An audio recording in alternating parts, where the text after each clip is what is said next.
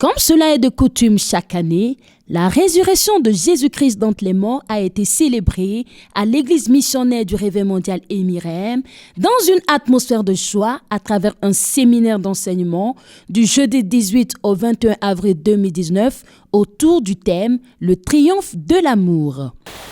Ce que les messages, les animaux n'ont pas pu faire, le don de soi de Dieu lui-même en la personne de son Fils Jésus-Christ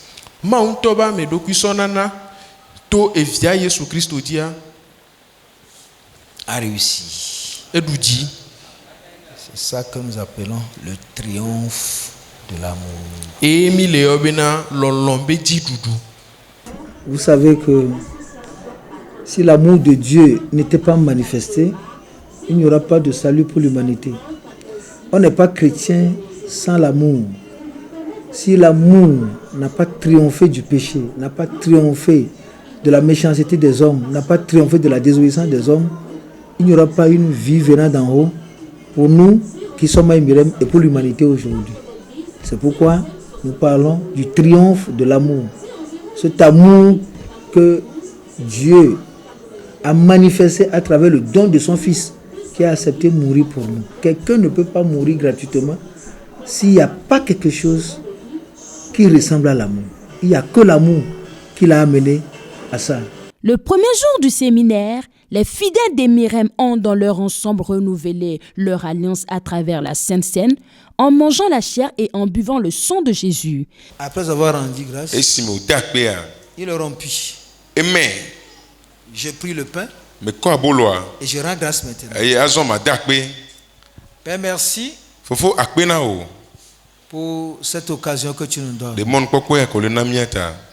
de faire cette sainte scène en mémoire de toi. Je te rends grâce pour l'œuvre que tu as accomplie pour nous sur la croix.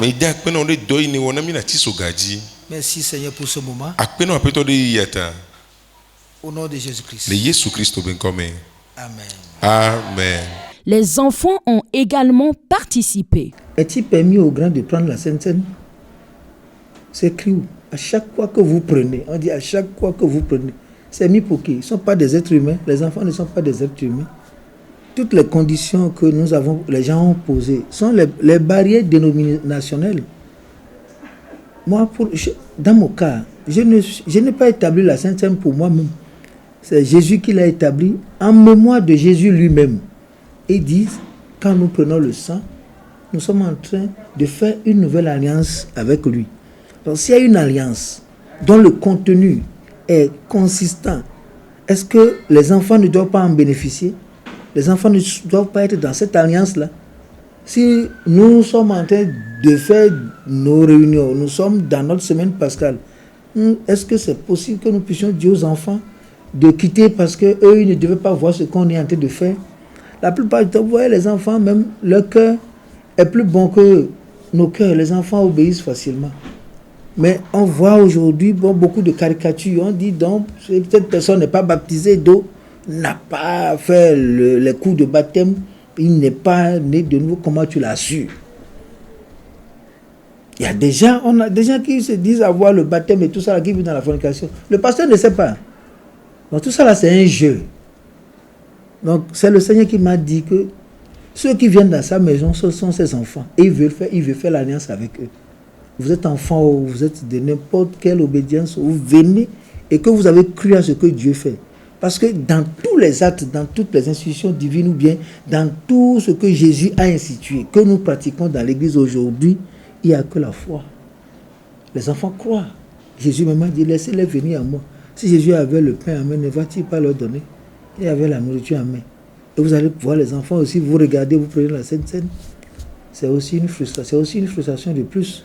Ils vont être plus amers. Ils vont vous poser des questions auxquelles vous n'allez jamais répondre. Donc c'est comme ça. Et nous l'avons toujours fait. Dieu a protégé nos enfants. Nos enfants ne sont pas victimes des morts que nous voyons aujourd'hui. De cette catégorie de gens, ou bien de chrétiens, ou bien d'églises, où on fait la part des choses de façon doctrinale Et des victimes sont nombreuses. Vous voyez, beaucoup de personnes meurent en cascade. Mais Dieu a su nous protéger. Nous vivons depuis des années et nous le faisons comme ça. Les morts, on ne les compte pas chez nous. Dieu nous protège parce que notre alliance est une alliance sécurisée. La célébration de la Pâque constitue la date d'anniversaire de tout chrétien, car ce jour marque la naissance de tout chrétien. Car selon l'apôtre, il n'y a point de salut sans l'œuvre rédemptrice de Jésus-Christ à la croix. Il ne peut jamais avoir le salut sans la mort et la résurrection de Christ.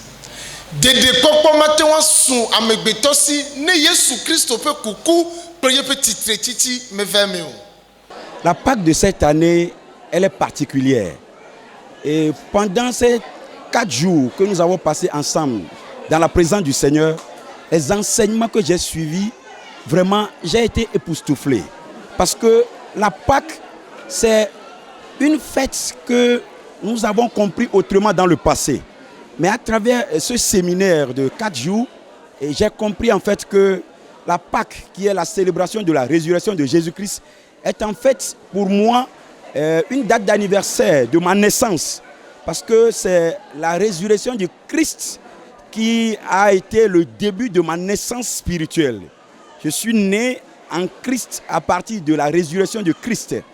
Donc je n'ai jamais compris la Pâque sur cet angle-là. Je veux bénir le Seigneur, surtout aussi pour la vie de l'homme de Dieu. Il est parti de fond en comble dans les enseignements pour nous donner tellement de lumière sur ce que c'est que la Pâque. Je bénis le Seigneur pour sa vie. Pour l'apôtre, être chrétien, c'est mener une vie agréable à Dieu dans la sainteté et l'obéissance à Dieu.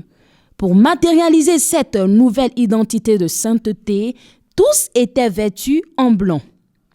Au fait, nous avons choisi de venir à chaque apothéose, à chaque Pâques, chaque apothéose, chaque dimanche en blanc pour exprimer notre nouvelle identité. Tout ce que nous portons, tout ça, le noir, tous les habits que nous portons, nous les considérons comme étant notre ancienne nature, notre nature de désobéissance, notre état d'iniquité, d'impiété qui nous a éloignés de Dieu. Donc, si aujourd'hui, Jésus a accompli cette œuvre pour nous et est venu jusqu'à nous et nous l'avons accepté comme Seigneur et Sauveur personnel, donc il est de bon temps que nous puissions vraiment faire un signe, c'est juste un signe pour dire réellement que nous portons la marque de l'œuvre qu'il a accomplie sur la croix du Calvaire et nous sommes cette nouvelle identité ayant une nouvelle nature, la nature sans péché, la pâte sans le levain. C'est ça le blanc que nous portons. La parole de Dieu nous dit que Christ est mort pour nous, mais nous ne nous comportons pas comme un enfant de Christ, alors qu'il est mort pour que nous, notre vie ancienne change. Tout chrétien qui aime Dieu doit poser des actes en conformité avec sa confession d'amour au Seigneur. Nous disons que nous aimons le Seigneur et on voit nos actes comme étant les actes du diable. Quelqu'un qui dit non, j'aime Dieu, j'aime Dieu, j'aime Dieu, après tu mens. Est-ce que dans l'amour du Seigneur, il y a l'amour et il y a le mensonge? Donc les vices que le diable nous a donnés dans l'ancien monde ne sont pas du tout partis. Donc notre confession d'amour est contredite par nos actes. Nos actes reflètent la nature du diable. Dans la vie d'un soi-disant chrétien, vous allez voir encore le mensonge, la fornication, les choses que nous pouvons voir à l'extérieur, c'est ça. Mais au fond de la personne même, elle n'est pas libre. Elle entretient encore les pensées qui ne sont pas les pensées de Jésus-Christ.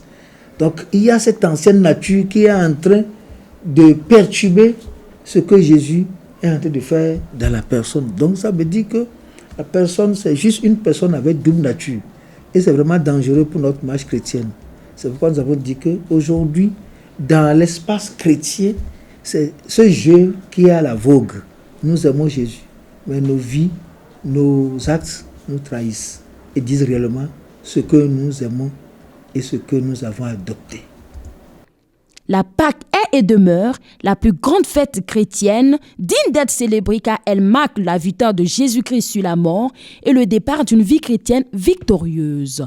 L'apôtre invite donc tous les participants à la Pâque 2020 à s'habiller entièrement en blanc de la tête jusqu'aux pieds le dimanche de l'apothéose.